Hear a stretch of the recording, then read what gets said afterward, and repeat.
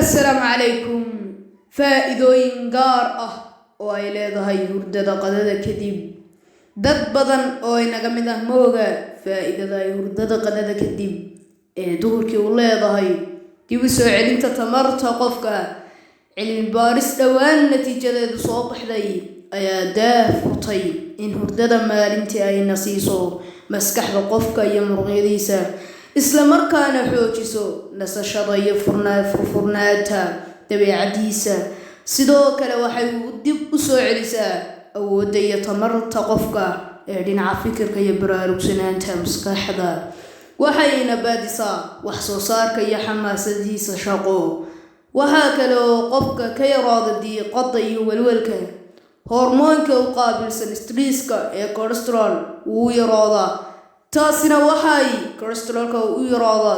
waxay ka badbaadisaa qofka dhibaatooyin caafimaad oo badan oo ay ka mid tahay korriin xumo, sonkorow, dhiig-kar, hilmaan, xifdin-la'aan iyo cudurrada wadnaha ku dhaca. cilmi baaris kale oo lagu sameeyey arday dhigata jaamacad ku taalo waddanka Ingiriiska ayaa la arkay in ardaydu jiifato duhurkii ay 20% ay ka horeeyaan dhinac kasta oo ardayda aanay jiifanin. waxaa la isbarbar dhigay xagga firfircoonida, xasuusta, xifdinta, farxadda iyo la jaanqaadka dadka kale. hurdada duhurkii la seexdo waxay lagu waafaqsan yahay inay faa'iido u leedahay qof walba oo seexda, ha ahaato caruur ama qof weynbe. diinteenu wayna fartay inaan seexano duhur maadaama aanu shaydaanka seexanin. cilmi baaristan la sameeyey waxaa lagu ogaaday duhurkii oo la jiifsado in laga faa'iidayo dhowr arrimood oo ay ka mid yihiin: waxay kordhisaa feejignaanta. baadhitaan ay saraysay NASA waxaa lagu ogaaday hadduu qofku jiifsado 40 daqiiqo inay ku filan tahay in feejignaantiisu ay gaadho 100%, tamarna uu ka helayo. qodobkeena labaad, waxay kobcisaa waxbarashada iyo shaqada maskaxda.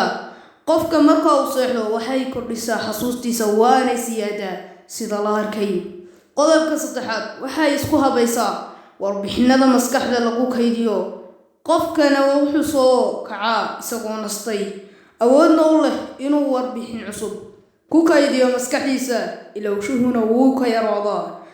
qodobka afaraad, qofka waxaa ka yaraada diiqada iyo warwarka. hormoonka u qaabilsan stresska ee cholesterol wuu yaraadaa, taasina waxay ka hortagtaa sonkorowga.